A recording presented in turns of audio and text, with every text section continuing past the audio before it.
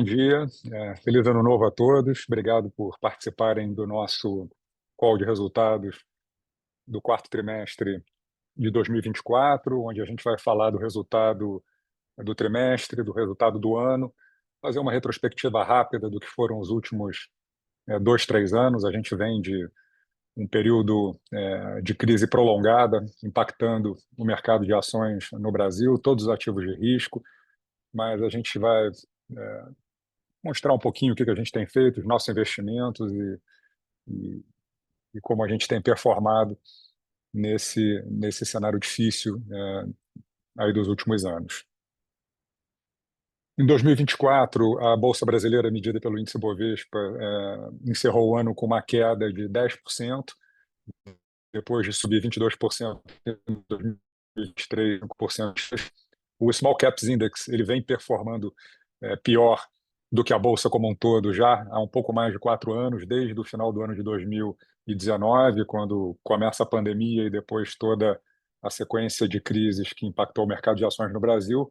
Então, o índice de Small Caps ele apresentou uma desvalorização de 25% em 2024, depois de ter subido 17% em 2023 e caído 15% em 2022. Em 2024, a gente também viu uma forte desvalorização do real frente ao dólar, de 28%, depois do real ter se apreciado 2 anos seguidos, em 2022 e 2023, o real havia se apreciado 7% em relação ao dólar. E nesse período, a Bolsa de Ações americana com uma performance muito boa, uma valorização de 23% em dólares em 2024, 24% positiva em 2023, depois de uma queda de 19% no ano de 2022. Na parte de slide desse slide, a gente traz o gráfico com a evolução dos yields pagos pelas NTNBs de longo prazo, as que vencem em 2050. Essa é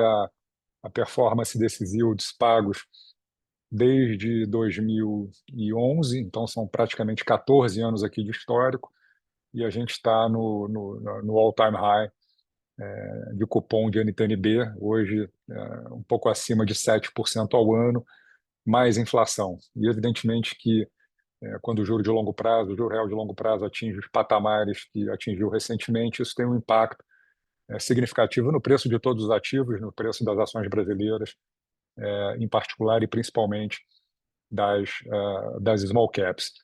Mas a gente tem conseguido defender bastante bem ao longo dos últimos anos e ter tido uma performance de destaque em relação à grande maioria dos índices, e grande parte disso é atribuído ao fato de no Leblon Ações, o nosso fundo principal, que começou lá no ano de 2008 e tem flexibilidade para isso, a gente ter começado a fazer investimentos também em empresas no exterior, ali no final do ano de 2020.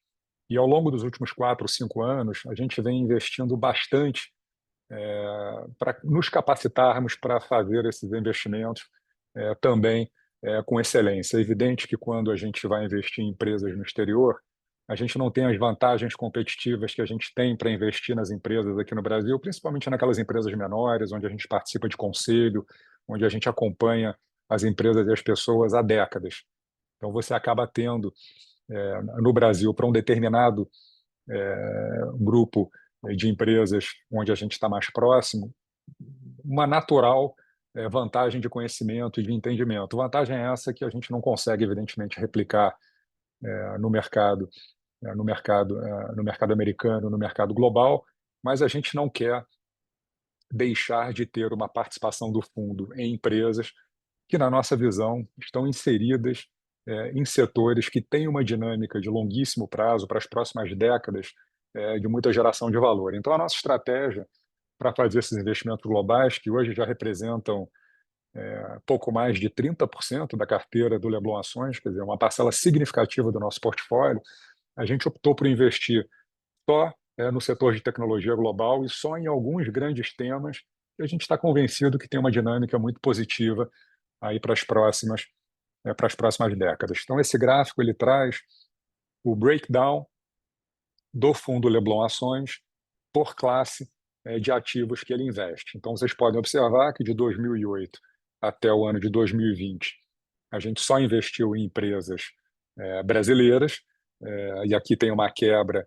entre o que a gente está chamando de ações mais líquidas e as small caps e os pipes, né? Os pipes são aquelas empresas menores onde a gente tem uma participação mais ativa na condução do investimento, participando de conselho de administração, participando de conselho consultivo, participando de algum órgão estatutário dessas companhias.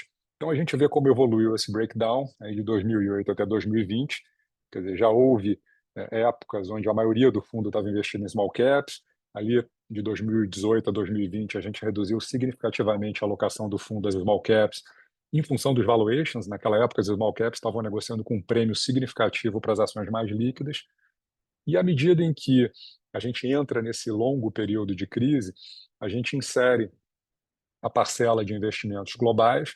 Então, hoje a gente tem um time dedicado de 4 pessoas. Eu sou o cogestor também da estratégia, junto com o Stefano, e a gente tem mais 3 pessoas ajudando no processo de screening e análise dessas empresas globais. Então, o fundo hoje, em grandes números, ele está 1/3 em empresas globais, 1/3 nas small caps / pipes e 1/3 nas ações brasileiras, mais líquidas. Uma outra grande motivação da gente olhar empresas fora do Brasil e olhar para fora é que o setor de tecnologia global é o setor disparado mais representativo da economia mundial hoje, das bolsas no mundo. O gráfico desse slide, ele traz na parte de cima a composição setorial do índice MSCI World. E a gente pode ver que o maior setor do MSCI World é o setor de tecnologia, com uma representatividade de 26% do índice. E quando a gente olha para o Brasil, a gente tem o setor de tecnologia representando menos de 1% do índice MSCI Brasil. Então, se a gente quer participar de grandes temas que vão impactar todos os setores e a economia global nos próximos anos, a gente não tem como fazer isso investindo apenas em empresas brasileiras. Esse também é um grande motivador para a alocação que nós temos hoje nas empresas globais de tecnologia. E a gente faz isso de uma maneira muito criteriosa, quer dizer, a gente reconhece a nossa desvantagem informacional quando a gente compara com a vantagem informacional que a gente tem para fazer investimentos no Brasil. A gente acha que esse é um problema menor quando você investe globalmente, quando você investe no mercado mais desenvolvido como o mercado americano, onde o tratamento da informação é feito de maneira muito mais profissional do que ele é feito no Brasil. Aqui nos Estados Unidos não existe uma companhia divulgar uma projeção ou uma informação ou um guidance, quer dizer, para um grupo de investidores e não divulgar para outros, né? Você tem um nível de transparência e de controle e de disseminação mais democrática da informação que acaba diminuindo um pouco essa desvantagem informacional que o investidor operando a partir do Brasil em empresas globais ele teria. E a gente optou por concentrar os nossos esforços em alguns poucos temas que a gente está convencido que são transformacionais, temas de tecnologia como streaming. A gente vai falar hoje do nosso investimento em Netflix. A gente enxerga anos, quiçá décadas, de ganho de market share do streaming vis-à-vis a TV convencional ainda por acontecer nos mercados.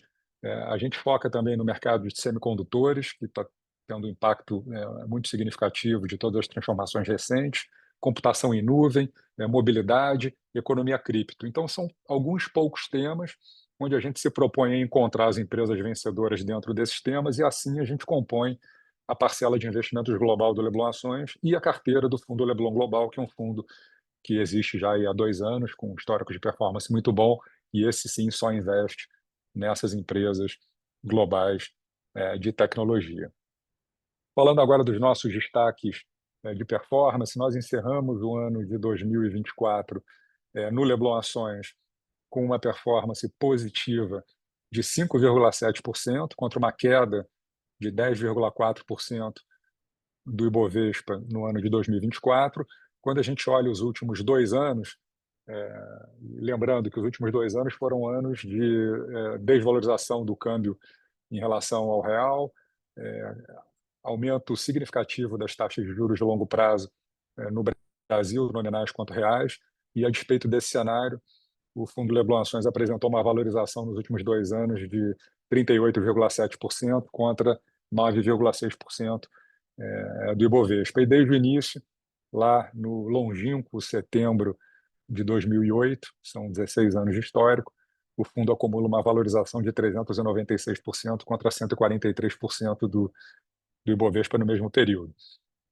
As duas outras estratégias, dois outros fundos, o Leblon Pipes e o Leblon Global, também com performances significativamente acima dos benchmarks. O Leblon Global encerrou o ano de 2024 com uma queda de 9% contra uma queda de 25% do Small Caps Index, e nos últimos 2 anos ele acumula uma valorização de 23,5% contra uma queda de 12% do Small Caps Index. E desde o início, esse fundo ele tem cerca de pouco mais de 2 anos e meio de histórico. Ele começou em abril de 2022 e desde o início o Leblon Pipes acumula uma valorização de 25% contra uma queda de 29% do Small Caps Index no mesmo período.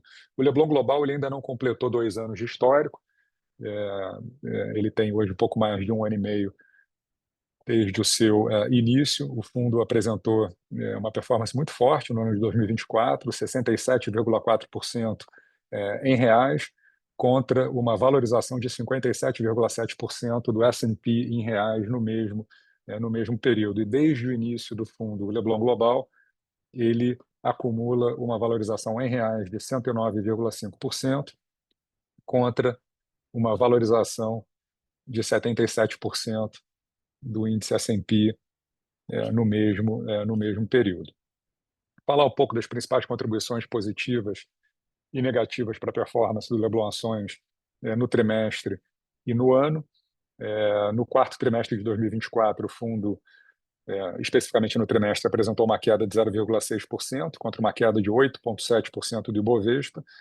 E as principais contribuições positivas foram as nossas principais empresas globais, Netflix, TSMC e Alphabet. Netflix, a gente vai detalhar o caso de investimento hoje na seção de Investment Cases.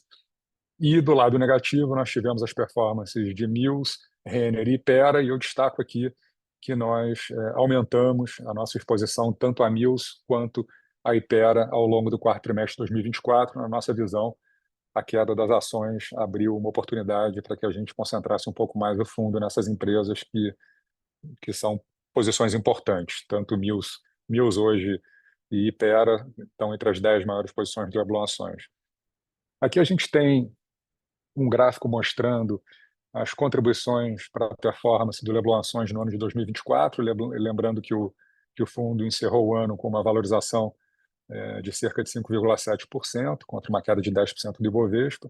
Quando a gente olha por classe de ativo que a gente investe, as ações globais contribuíram positivamente com 9,1 ponto percentual, os PIPEs contribuíram negativamente com 2,1 ponto percentual, o que, para um ano onde o Small Caps Index caiu 25%, é uma performance satisfatória e explicada pelo fato do nosso principal investimento nessa categoria, que é a Priner, que também a gente vai fazer o investment case dela hoje, ter tido uma performance de cerca de 20% no ano, muito positiva, mesmo num ano difícil para as small caps no Brasil. E as ações mais líquidas contribuíram positivamente, o que também é uma conquista, dado que o índice Bovespa apresentou queda de 10% no ano de 2024. Na metade inferior do slide, nós temos as contribuições por investimento. Então, a gente pode observar aqui que TSMC e Netflix foram as principais contribuições positivas para a nossa performance no ano, e Mills foi a principal contribuição negativa, seguida por B3. Em termos de mudanças na carteira, a gente fez alguns ajustes importantes ao longo do quarto trimestre. O quarto trimestre, o fundo ele teve um turnover maior do que a média histórica. A média histórica de turnover do fundo Leblon Ações é da ordem de 30% a 33% ao ano, e a gente teve ali apenas no trimestre um turnover de cerca de 12%. Então a gente zerou algumas posições onde o nosso nível de convicção não era muito elevado, e algumas deram oportunidades interessantes para fazer isso, como é o caso de BR Partners, que estava para entrar no índice de small caps, então teve uma performance por questões técnicas e não fundamentais muito positiva ao longo do trimestre. A gente aproveitou para zerar nossa posição e zeramos também alguns ativos onde o nível de convicção não era muito elevado, como Eletrobras, Ânima, Blau, Vamos e Automob. E, no caso de Santos Brasil, foi uma importante realização de lucros, foi uma empresa que contribuiu bastante para a nossa performance ao longo do ano de 2024. A empresa, na figura do seu controlador, recebeu uma proposta para aquisição de controle num preço vantajoso e o mercado imediatamente precificou nas cotações de Santos essa proposta pela aquisição de controle e nós vendemos a nossa posição. Então foram 8 desinvestimentos ao longo do trimestre, algo pouco usual, que nos permitiu concentrar significativamente a carteira em empresas onde a gente tem uma convicção maior do fundamento e do valuation, como é o caso de Ipera, Mills, Redditor e Micron, que é um investimento na categoria Tech Global, e nós adicionamos 2 novas posições. Então, nós voltamos a investir em Petrobras e fizemos um investimento também na Rumo. A Petrobras é uma discussão que a gente vem tendo há um tempo. Quer dizer, eu acho que hoje, quando a gente olha para a empresa, a gente vê, mesmo num cenário de alocação de capital, talvez não a ideal, a gente não vê a empresa concentrando 100% da sua geração de caixa nos investimentos mais rentáveis que ela tem para fazer, principalmente ali na exploração de óleo no pré-sal, mas a despeito do desejo da empresa diversificar um pouco e ter uma matriz de geração de energia um pouco mais verde ao longo dos próximos anos e esses anúncios de eventuais investimentos, a gente, mesmo num cenário mais estressado, não enxerga o pagamento de dividendo da empresa caindo abaixo de um valor que nos garantiria um dividend yield de 10 a 12% ao ano nos próximos anos, o que é muito significativo, principalmente para uma empresa que negocia com um desconto muito grande para as empresas comparáveis globais privadas, né? Então, se Petrobras, em algum momento, né, nos próximos vários anos, né, dependendo de quem for o controlador, dado que o controlador muda a cada 4 anos nessa empresa, e um novo controlador eventualmente decide ou reorientar o negócio para que ela seja tocada como uma empresa privada ou efetivamente cogitar a privatização, a gente está falando de um potencial de valorização que pode chegar a 200%. Então é uma história onde você é pago 10, 12% ao ano via dividendo para esperar que uma transformação aconteça, e se uma transformação acontecer, você tem uma assimetria muito significativa. Em adição a isso, quer dizer, a gente já está sob a gestão do novo controlador há praticamente 2 anos, nenhuma maluquice aconteceu, eu acho que existe ali toda uma preocupação com manter o balanço da companhia saudável e manter o fluxo de pagamentos de dividendos, que é importante também para fechar as contas do governo. Então, ciente dos riscos, e os riscos sempre existem quando a gente investe numa empresa estatal, cujo dono muda a cada 4 anos e tem uma agenda que não necessariamente é a agenda do investidor minoritário, mas a assimetria significativa, a gente optou por fazer um investimento. Com isso, com essas modificações, nós encerramos o ano com a carteira com essa cara. Então, começando aqui pelo lado direito do slide, a gente tem 34% do fundo hoje investido nas empresas brasileiras mais líquidas, e aí nessa categoria a gente tem B3, Petrobras, Suzano, Redditor, Ipera como as principais posições. 29% nos pipes/small caps, aqui a gente tem Premier, Mills e Ocean Pact como investimentos mais importantes. E, por fim, os ativos globais de tecnologia, com destaque para TSMC, Netflix e Alphabet. Quando a gente olha o grupo de empresas que nós investimos no exterior, quer dizer, às vezes pode gerar uma preocupação de que essas empresas se valorizaram em excesso nos últimos anos e se a gente já não teria valuations que apontam para um exagero, para uma bolha. A gente acha que está bastante longe disso, né? Quando a gente olha o crescimento de lucro das empresas globais que nós investimos, tanto passado quanto projetado para frente, vis-à-vis o múltiplo de negociação preço-lucro, que hoje está ali variando entre 15 a 25 vezes o lucro projetado para o ano de 2025, mas a gente está muito longe quer dizer, de momentos de bolhas de valuation que a gente viu no passado no Nasdaq, no S&P, etc. Quer dizer, o maior múltiplo que a gente tem aqui de PL para 2025 é Netflix, mas na apresentação vocês vão entender que existe um nível de conservadorismo contábil muito grande na maneira como essa empresa amortiza o investimento em geração de conteúdo. Isso acaba inflando artificialmente esse indicador preço-lucro. A gente enxerga um múltiplo menor do que esse, mas aqui são dados de mercado e a gente está ainda bastante confortável em manter essas posições, dado a dinâmica de crescimento de resultados dessas empresas, que são todas vencedoras, é, muito claras na nossa visão nos próximos anos, nesses temas que vão continuar performando muito bem nas próximas décadas, e a gente carrega esses investimentos hoje a um múltiplo médio de 20 vezes o lucro projetado para o ano de 2025, o que nos parece razoável. Aqui a gente tem um gráfico que mostra a performance do fundo Leblon Ações anualmente, quer dizer, desde o início da nossa história lá em 2008. E acho que aqui é interessante notar que o fundo Leblon Ações ele tem conseguido ter boas performances, independentemente, né, de momentos de mercado. A gente está num momento onde a descrença em relação à performance do mercado nos próximos 12, 24 meses é enorme. Eu acho que existe uma correlação negativa enorme entre esse sentimento e o que acontece de fato, mas sem entrar nesse mérito, o fato é que o Leblon Ações ele tem conseguido mostrar consistência independentemente dos cenários. Então, ao longo da nossa história, foram 17 anos incompletos, né, de vida do fundo Leblon Ações. 10 desses 17 anos foram anos de performance positiva da Bolsa no Brasil. E em 8 desses 10, o Leblon Ações foi uma alternativa de investimentos melhor do que o índice de ações do Ibovespa. E 7 anos desses 17 foram anos de performance negativa da Bolsa brasileira.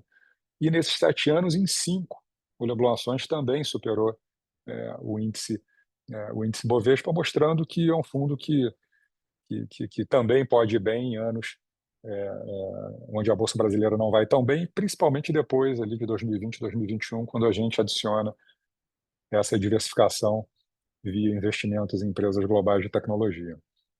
Aqui o Leblon Ações 2, que é a versão simplificada do Leblon Ações 1, é o fundo que investe apenas em empresas brasileiras, então o portfólio é idêntico, com exceção daqueles 30% que nós investimos em empresas no exterior, então são as mesmas empresas brasileiras que a gente tem no Leblon Ações 1.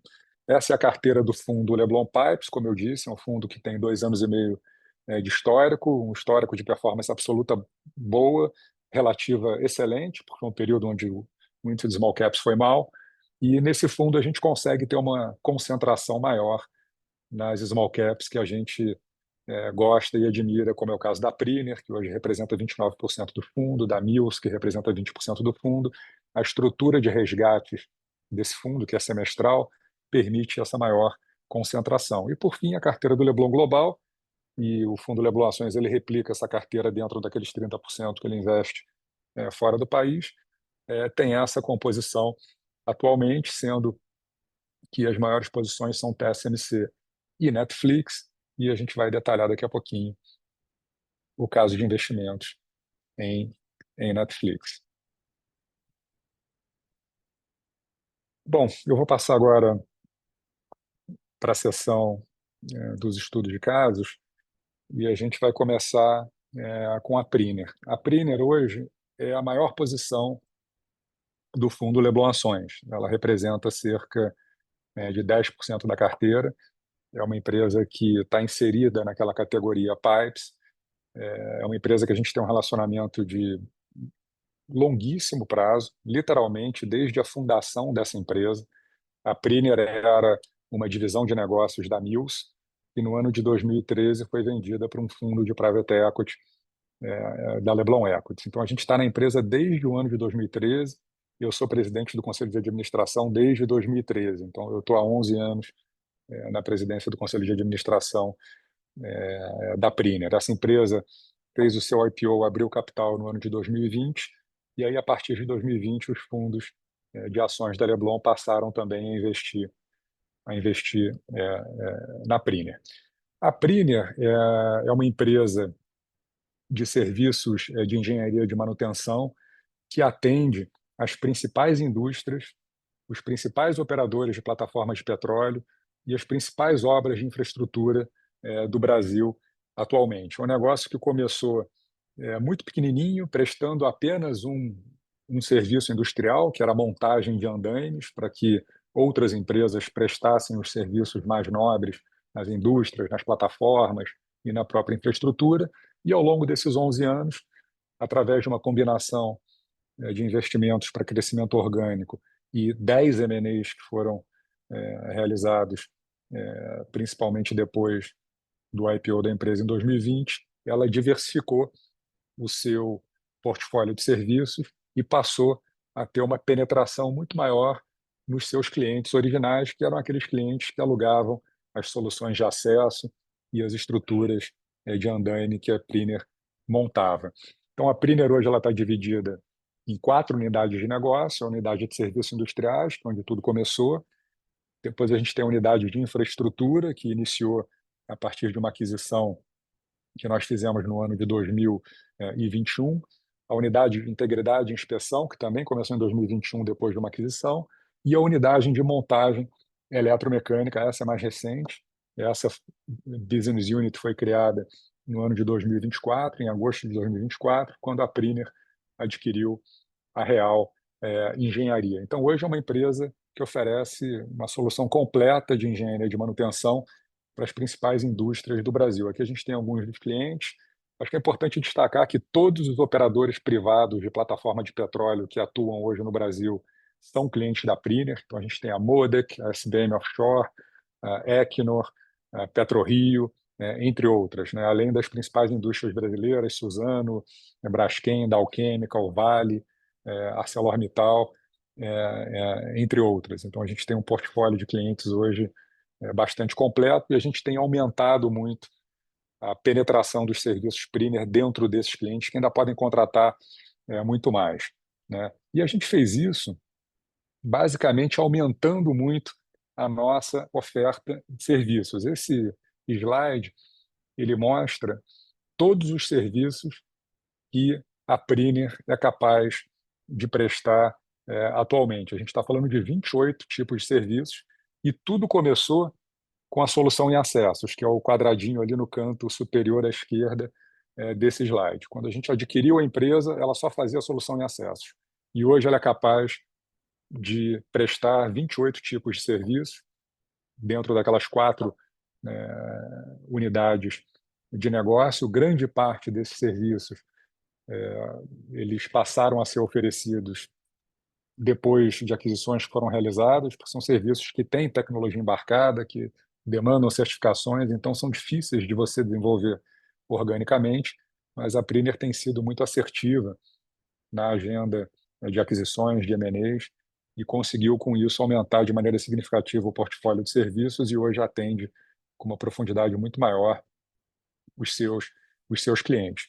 Então, aqui a gente tem os pilares da tese de investimentos. É uma empresa que tem vantagem competitiva significativa pelo fato de oferecer o mais completo portfólio de serviços de engenharia de manutenção do Brasil hoje para os clientes, e os clientes percebem essa qualidade. Todos os indicadores de NPS e percepção do cliente são elevadíssimos nos serviços da Priner.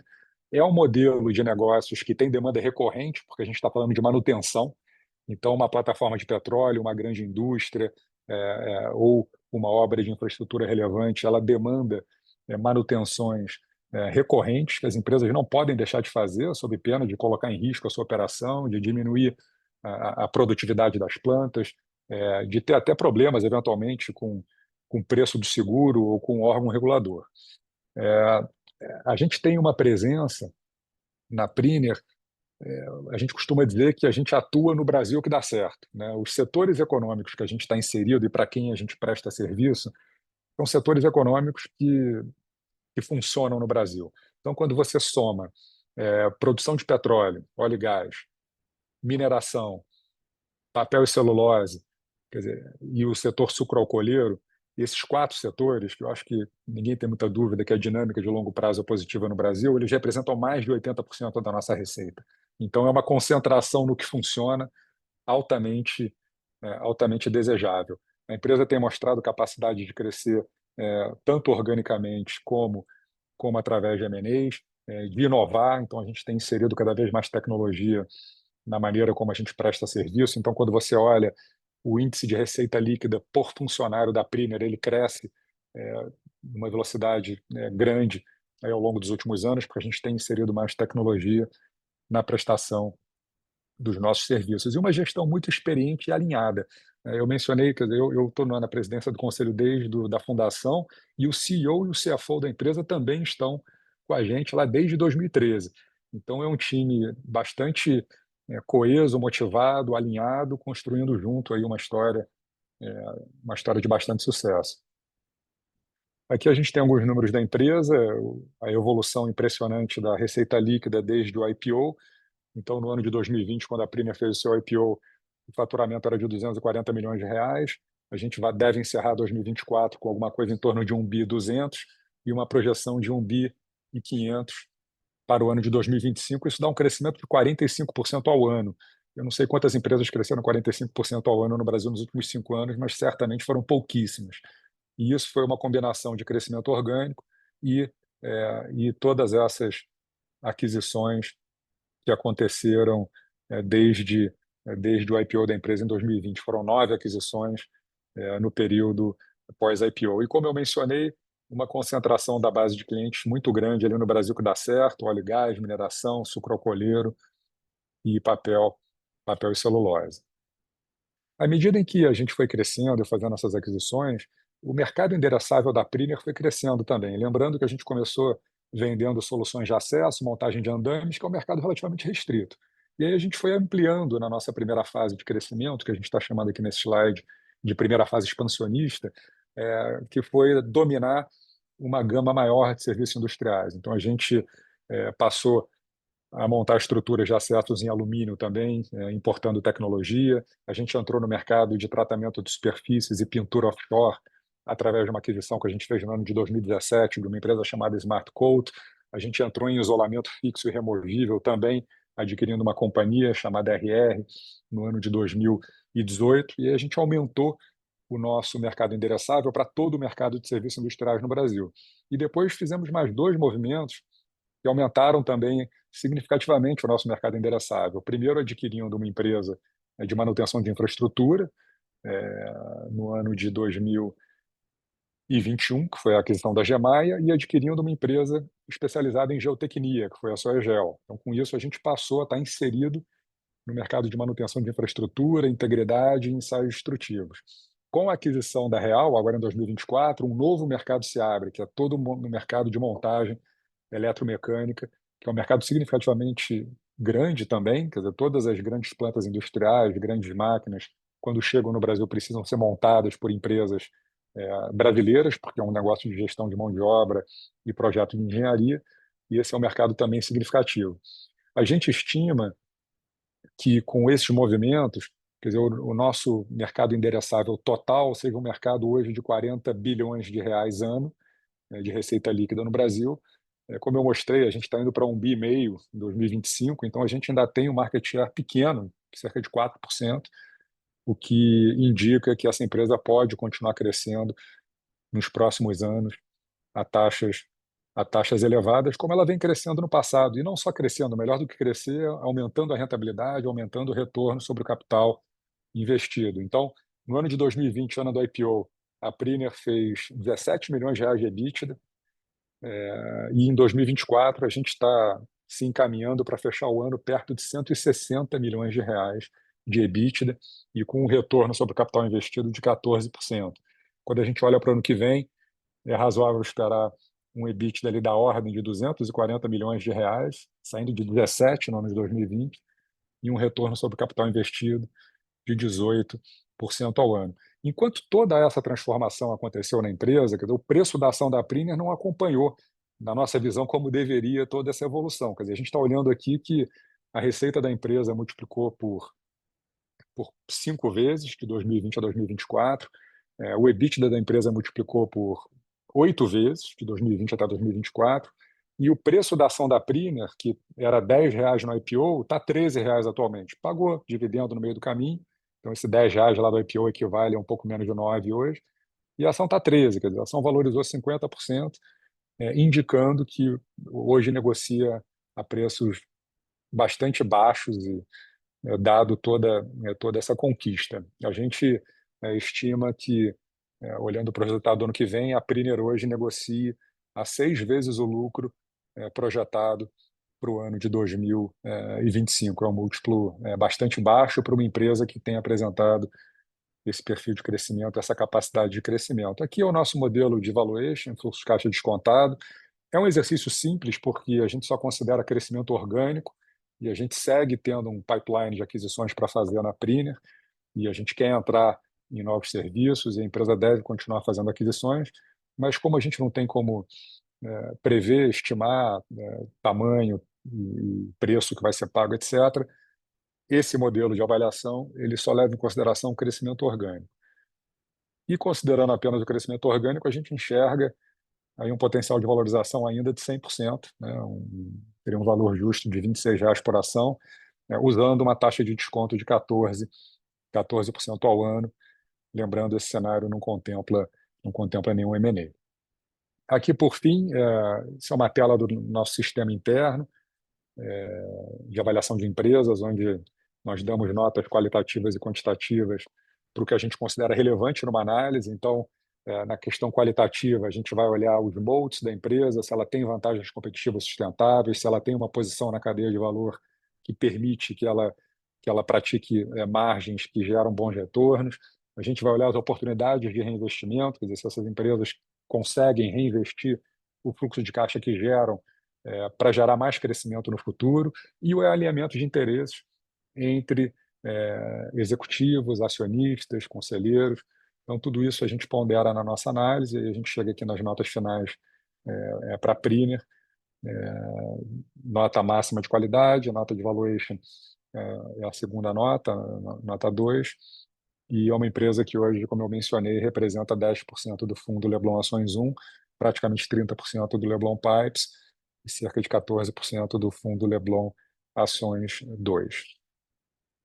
Bom, esse era o investment case de Priner. Eu vou passar a palavra agora para o Stefano, que vai apresentar o nosso caso de Netflix. Boa tarde, pessoal, tudo bem?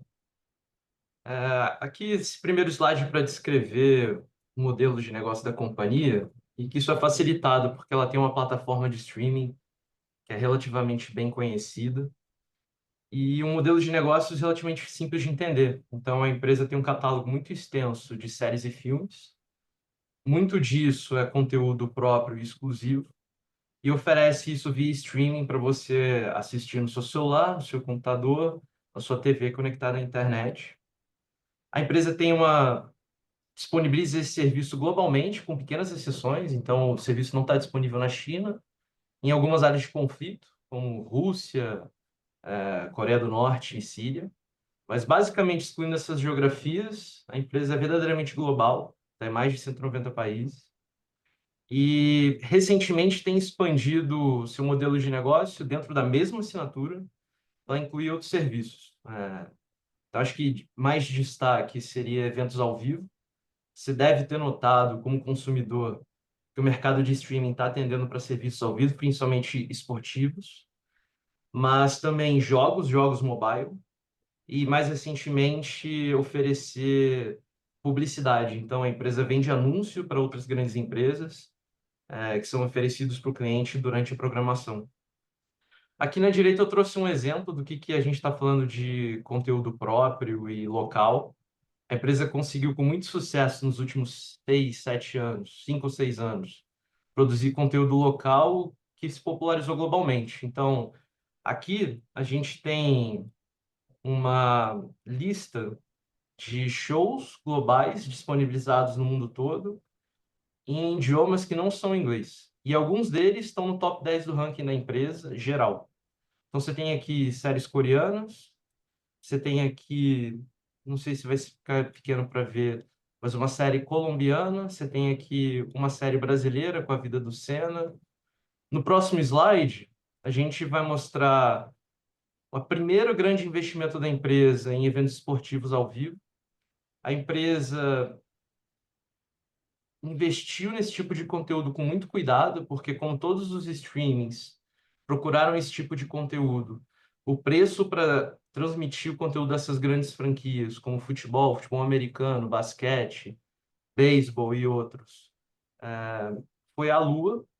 E a empresa fez seu primeiro investimento relevante para conteúdo ouvido com wrestling, o wrestling americano, um contrato de exclusividade de longo prazo. E no próximo slide, a gente traz os exemplos de alguns jogos que a plataforma já disponibiliza, se você quiser acessar pelo seu celular.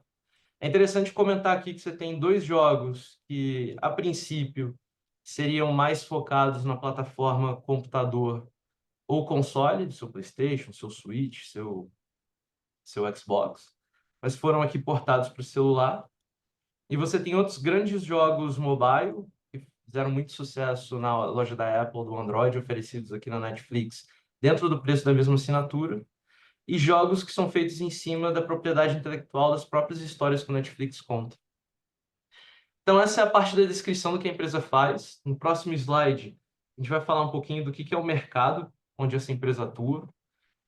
Você pode assistir o conteúdo no seu computador ou no seu celular, mas o principal canal da empresa ainda é telas grandes, basicamente uma TV conectada à internet, onde você senta no seu quarto, na sua sala, com a sua família para assistir seu conteúdo favorito.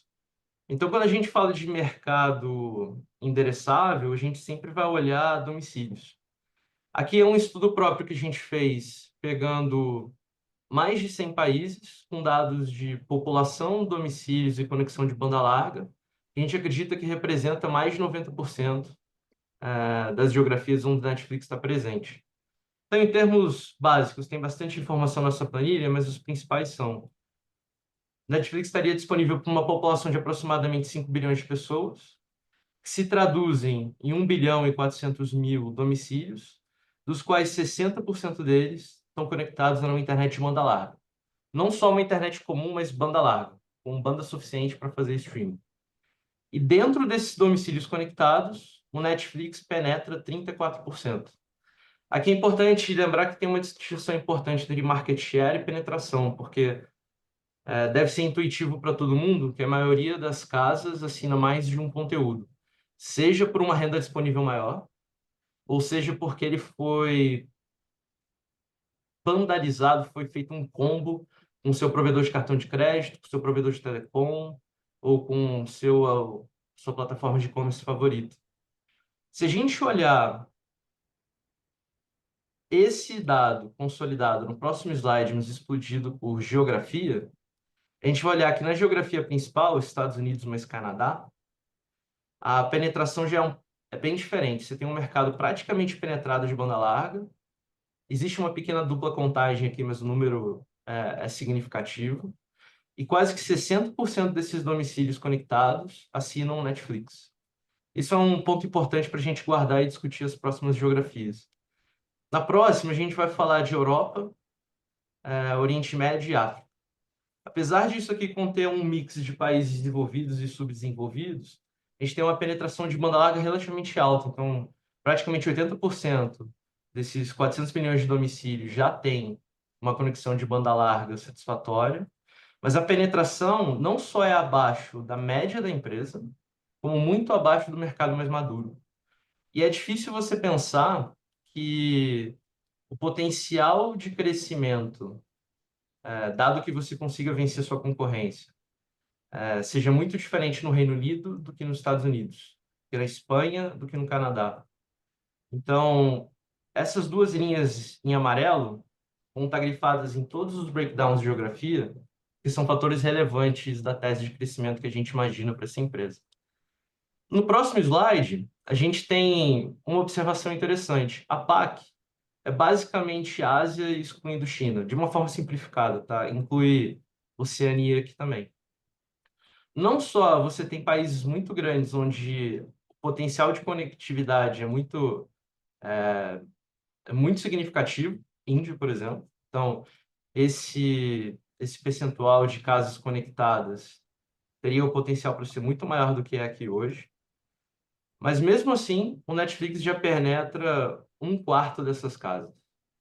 É interessante notar aqui, e não só você tem uma dinâmica de crescimento nessas duas vertentes, como a empresa tem crescido sustentando um ARPU, a RM, a Receita Média por Assinatura, que, apesar de incluir países subdesenvolvidos como a Índia, onde o ticket é muito menor, ele tem se mantido relativamente estável nos últimos anos. E mais importante, tem trazido um crescimento de receita significativo. Eu acho que esse é o principal indicador, né? No próximo slide, a gente vai falar de Latam, outro mercado majoritariamente subdesenvolvido. Então, aqui é interessante a gente comentar que Netflix não só você tem exposição a um crescimento de duplos dígitos em mercados desenvolvidos como Estados Unidos e Europa, mas como você pega de carona o desenvolvimento da conectividade e penetração de banda larga em países subdesenvolvidos, onde o Netflix já é bastante popular. Se você notar aqui, a penetração do Netflix em Latam é 40%. Maior do que na Europa, maior do que na Ásia, e não tão distante do 50 plus dos Estados Unidos. Isso é uma questão de cultura, porque aqui na Latam a gente não tem tanta renda disponível quanto em outros países, mas a gente geralmente é early adopter de tecnologia, e alguns desenvolvimentos locais interessantes levaram também a uma penetração de banda larga que, a priori, a gente não imaginaria num país de renda baixa. Então, Latam como um todo, tem 70% das casas já com banda larga. Se você olhar o fenômeno brasileiro, isso dá uma boa ideia do que aconteceu nessa história. Você tem algumas empresas na bolsa hoje, no setor de banda larga, oferecendo conectividade de 1 giga em fibra ótica, com market share local maior do que grandes telcos. E esse fenômeno não só ficou restrito ao Brasil, mas em alguns outros países. No próximo slide, a gente fala não só dessa visão de mercados e quantas TVs ou domicílios podem assinar o conteúdo, mas em termos de audiência, porque é um número, uma outra perspectiva sobre a mesma ideia. Qual o tamanho potencial que essa indústria pode ter no futuro? Mesmo com todo o crescimento de streaming hoje e com essa sensação de que quase toda casa já assina um conteúdo no nosso círculo social, se você olhar nos Estados Unidos, só 40% da audiência vem do streaming. Então, TV a cabo e broadcasting, TV aberta, ou mesmo TV paga via sem fio, ainda soma mais da metade da audiência. Muito disso porque certos tipos de conteúdo ainda estão presos nesses canais. Muito fácil da gente lembrar de conteúdo jornalístico e conteúdo de esportes. Mas um outro ponto importante aqui é notar que em várias geografias que a gente olhar, aqui nos Estados Unidos, a gente sempre acha dois vencedores muito claros. Netflix e YouTube, com um share muito alto da audiência total, incluindo TV linear. E o segundo local, e o segundo, terceiro colocado nesse ranking, sempre com uma distância muito grande que tem sido aberta nos últimos tempos. Se a gente pegar essa visão e no próximo slide olhar para o mesmo tipo de dado para o Brasil, é ainda mais impressionante. Então, se a gente considerar apenas televisões e telas grandes, TVs conectadas, ainda 80% da audiência está na TV linear. Mas a gente vê a mesma dinâmica que a gente viu nos Estados Unidos. Dois provedores de serviço basicamente dominam o mercado no que se tange ao streaming ou digital. Você tem YouTube com 12% de share, aproximadamente, e Netflix com 5%. O segundo colocado, com aproximadamente 1%, quase que 4 vezes menos. No próximo slide ainda, a gente traz basicamente o apanhado desses dados todos, que estão um pouco defasados, mas... E agora, no outro slide, a gente vai falar um pouco, para além dessa visão do mercado, da visão de concorrência direta. Então, essa empresa, a gente classifica ela no tema de streaming, que tem uma ligação direta com entretenimento, que concorre diretamente com outros players de streaming, com TV aberta, mas também com jogos, com redes sociais, ou qualquer outra forma de entretenimento digital que a gente tem na nossa vida hoje em dia. Mas os concorrentes diretos estão aqui nessa tela. O Netflix hoje é o maior, com uma boa margem. Nas mesmas cores, a gente coloca as empresas que têm múltiplos canais ou múltiplas marcas. Não é necessariamente correto somar esses números, porque muitos desses planos são vendidos em combo. E alguns desses dados são empresas que não reportam diretamente, então são estimativos, com a Amazon e Apple. Aqui no gráfico não é possível ver isso, mas é interessante comentar que de todas, a que teve maior sucesso de globalização, indo de Latam à Ásia e Oceania, foi Netflix. Muito dessas empresas aqui ainda são muito dependentes do mercado doméstico americano. No próximo slide, além da fotografia da base de usuários hoje, a gente vai falar de crescimento. Então, nesse gráfico a gente tem os últimos 8 trimestres, os últimos 2 anos de crescimento de assinantes. Netflix é a plataforma que mais cresce, mas é importante comentar o dado que não está aqui. Ela cresce com preço médio mais alto, a gente vai ver no próximo slide, e muito mais alto, às vezes 2 ou 3 vezes maior do que seus concorrentes, sem investir bilhões de dólares em conteúdo esportivo exclusivo, que ainda não se provou ser rentável, e sem oferecer combos excessivos, seja com outros provedores como o Telecom, ou seja com vandalização com outros competidores. No próximo slide tem esse gráfico do preço médio. Então, você vê que a distância entre o Netflix nos Estados Unidos, para a gente comparar maçã com maçã, é bastante significativa versus seus concorrentes. Aqui ele está rodando por volta de 17, 18 dólares por mês. Tem concorrente aqui rodando abaixo de 10. E os que chegam mais próximos não são perto de 15. No próximo slide, a gente fala sobre rentabilidade. Isso aqui é bastante interessante, porque não só é a plataforma que mais cresce recentemente e mais cresceu em todo o seu histórico, como provavelmente é a única plataforma rentável no segmento. Então, se você olhar aqui uma margem operacional por volta de 30%, a maioria dos concorrentes ou está no negativo, tem gente aqui perdendo 30 centavos de dólar para cada dólar vendido, e essas margens não são necessariamente comparáveis, porque a Netflix compara a margem impactada pela depreciação e seus concorrentes não. Então, eu diria que hoje, com certa confiança, a empresa é a única empresa de streaming rentável no segmento. Isso, obviamente, se reflete no endividamento da indústria, né? Enquanto o Netflix está aqui um abaixo de net debt to EBITDA, todos seus competidores estão próximos ou acima de 3 vezes. Só um comentário aqui que Peacock seria Comcast. Peacock é o nome da marca do streaming, Comcast é o nome da empresa, que é uma empresa de telecom e deve se endividar para poder fornecer tanto a nova fase de banda larga nos Estados Unidos, como por causa da migração da tecnologia de 4 para 5G. Então, não só a empresa é a que mais cresce, é a única rentável, muito provavelmente, e diferente de todos os seus competidores, tem um balanço sólido, e essa combinação de coisas gera uma vantagem competitiva difícil de ser replicada. Aqui é só um mosaico de notícias importantes do setor que saíram nos últimos 12 meses. Então, as empresas concorrentes enfrentam problemas desde tentativas passadas de tomar o controle da empresa e destituir o board, a reorganizações. Então, muitas empresas estão vendendo ativos, como Paramount, como Disney. A própria Paramount, a empresa inteira, está à venda, o que deve ser concluído esse ano, a depender do regulador. Como investindo demasiadamente em conteúdo esportivo que ainda não se prova, que não se provou ser rentável, como a gente viu no slide anterior.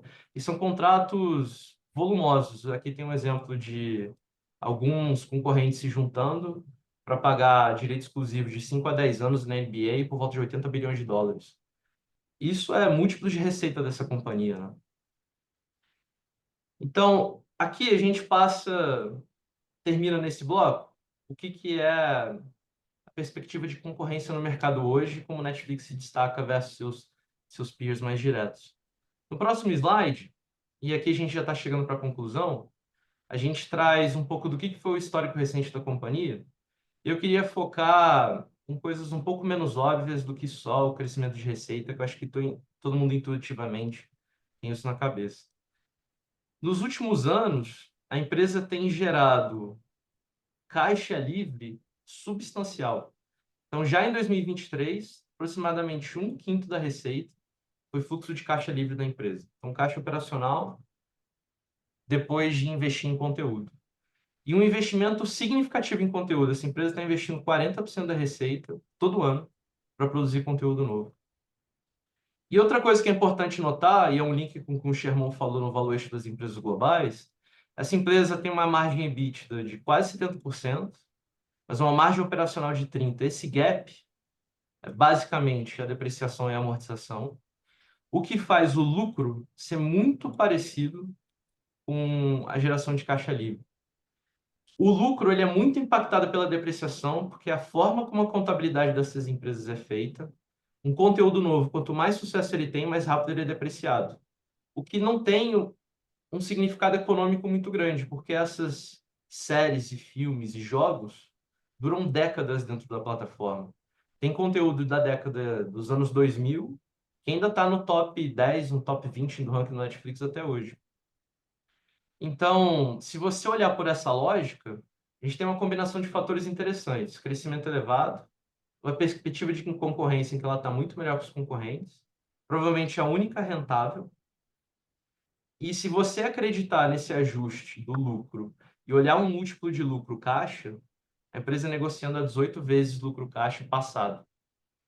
Então, só para concluir, se você somar todos esses fatores que a gente está comentando e no próximo slide, ter um pequeno exercício do que pode ser o crescimento dessa empresa, que deve vir acompanhado no aumento de margem, por causa de alavancagem operacional, a gente tem uma empresa de crescimento significativo, um valuation que a gente acredita muito atrativo, se você acreditar nesse ajuste sobre lucro contábil.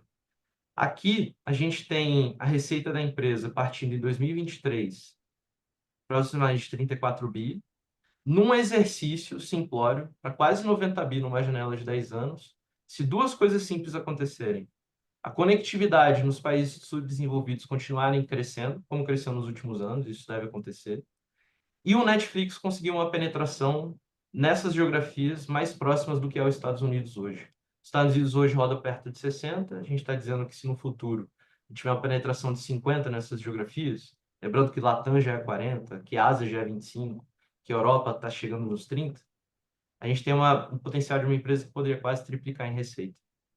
Então, somando todos esses fatores, é uma empresa que traz crescimento num valuation atrativo, com alavancagem operacional e numa perspectiva de concorrência muito positiva. Por isso, cada uma das principais posições da estratégia global. Muito bom, obrigado, Stefano. Bom, aproveitar o adiantado da hora aqui, a gente vai abrir agora para a sessão de perguntas e respostas. Vocês podem, por favor, mandar qualquer dúvida, comentário, pergunta pelo chat.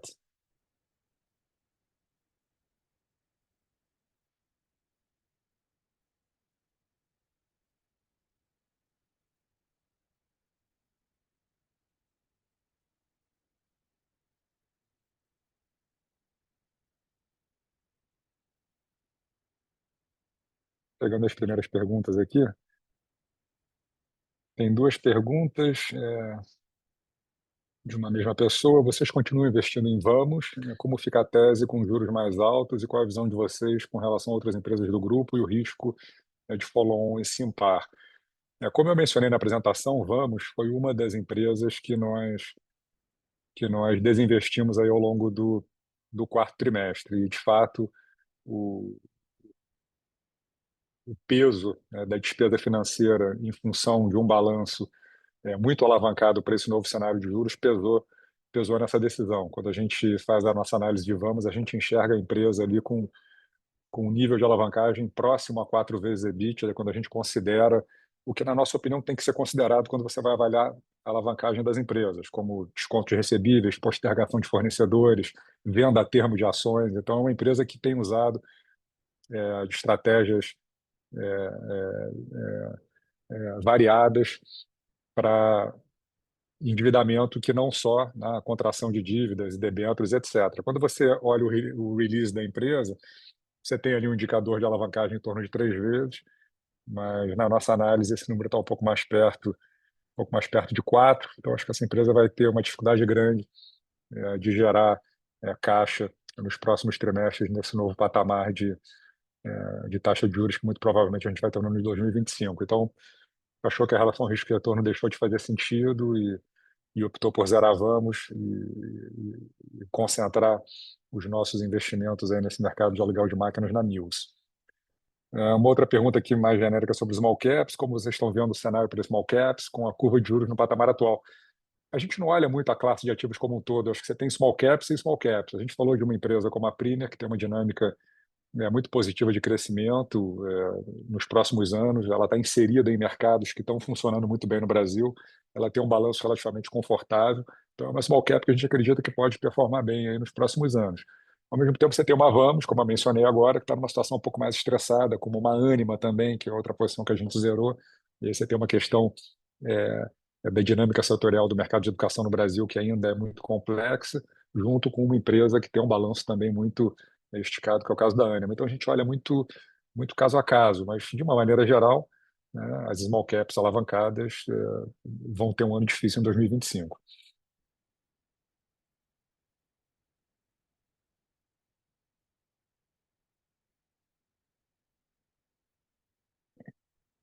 Uma pergunta específica sobre esse nosso movimento de venda de ações aí no quarto trimestre e concentração.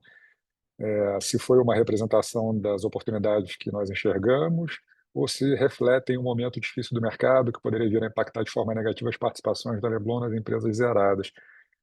A gente olha muito se existe uma simetria de risco-retorno que faz sentido, né?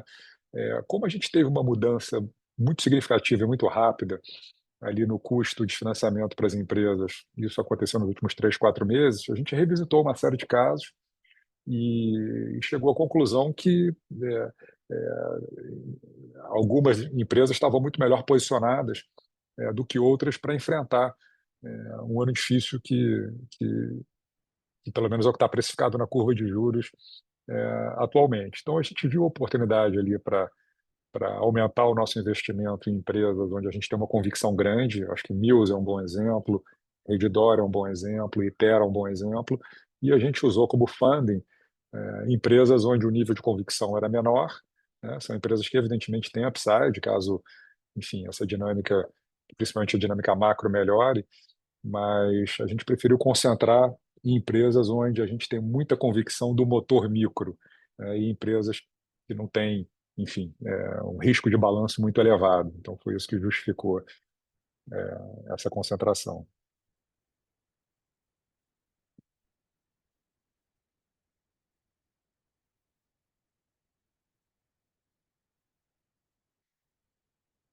Tem uma pergunta aqui sobre por que a zeragem de Blau, se tem relação com o aumento de Ipera.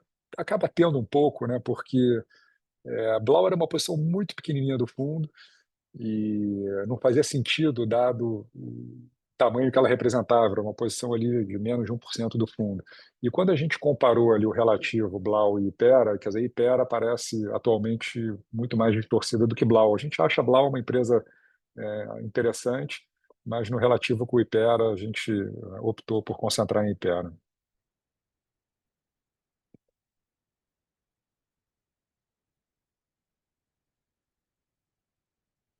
Tem uma pergunta aqui sobre o caixa do fundo. A gente reduziu um pouco o caixa do fundo ao longo do trimestre. A gente começou o quarto trimestre próximos a 10% de caixa, que é relativamente alto para os nossos padrões históricos, e hoje esse caixa está em torno de 5%. Então, lembrando que a gente adicionou Petrobras, a gente adicionou Rumo, e a gente aumentou a nossa concentração em Mills, Redditor e Ipera. Então, a gente acabou usando aí metade do caixa disponível ao longo do quarto trimestre para fazer essas mexidas.